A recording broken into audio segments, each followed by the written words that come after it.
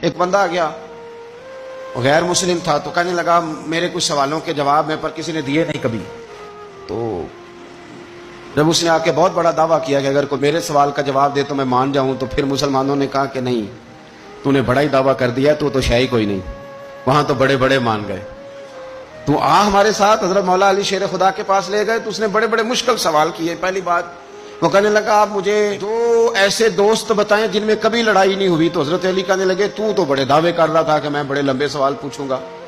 وہ 2 دوست جن میں کبھی لڑائی نہیں ہوئی وہ جسم اور روح ہیں بھی کٹھے ساتھ رہتے، دوست بھی ہیں، پر کبھی آپس میں لڑائی، بڑے بڑے گناہ کرتا ہے، جسم پر روح ناراض نہیں ہوتی، وہ ساتھ ہی رہتی ہے.